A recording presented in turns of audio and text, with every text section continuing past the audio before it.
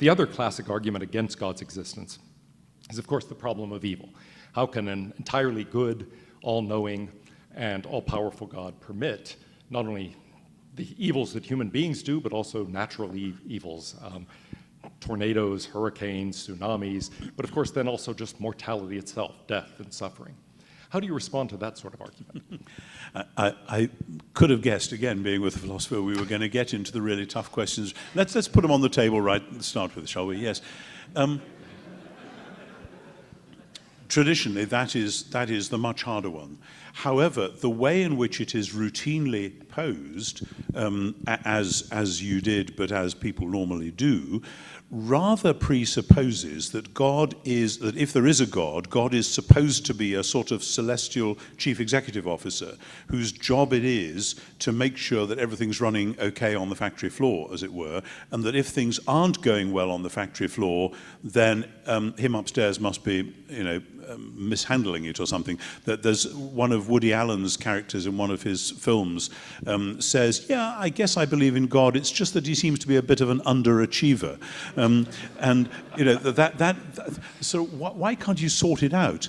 And I think classically part of the difficulty here has been, again, an 18th century difficulty of splitting two things which I think should not be split, because in Christian theology, Jesus of Nazareth, when he died, he actually took evil into himself and somehow did something to it which neutralized or exhausted its ultimate force. Not that it doesn't exist anymore, but that something radical happened to it. But in the 18th century, that was pulled apart, and the problem of evil, as you just articulated it, I think goes back particularly to the second half of the 18th century, after the Lisbon earthquake of 1756, when it was All Saints' Day, the churches were full, massive earthquake, churches start collapsing on top of people rush out of the churches down to the harbor to get away, there is this huge tsunami because of the earthquake, and the people who escape the churches get drowned by the sea.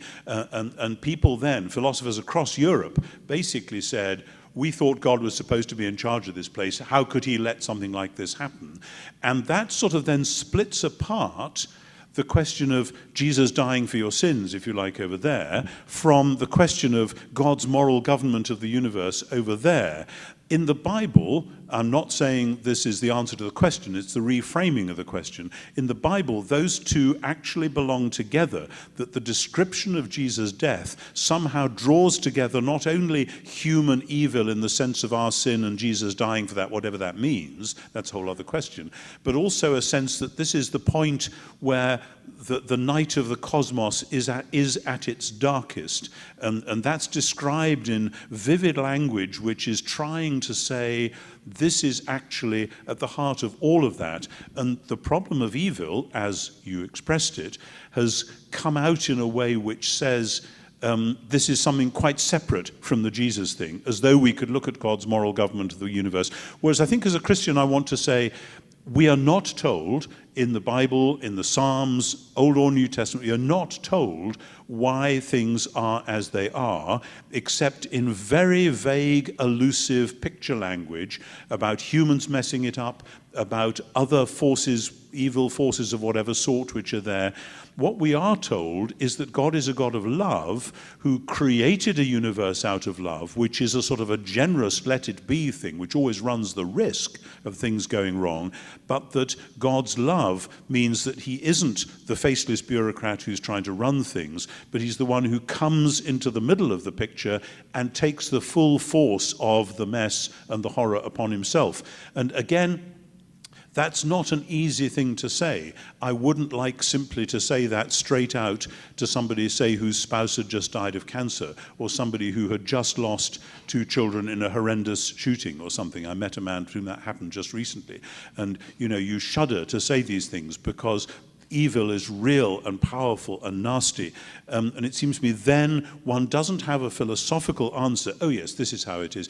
Some philosophers try to do that. Some theologians try to say, for instance, well, actually, when bad things happen, this is an opportunity for people to grow in moral stature by rising above it or by showing splendid virtue or whatever.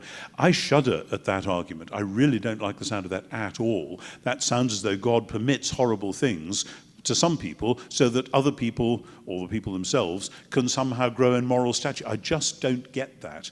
It seems to me the mystery of the cross, at the heart of it, is dark and strange, but somehow it draws together the threads of that. We're not told why, we are told what God has done, coming in person to take it upon himself. And I say, that isn't a satisfactory answer in the terms in which the question was set, but I think that reframes the question in more biblical and Christian terms, and then holds on to it rather than either sweeping it away or giving it a satisfactory answer.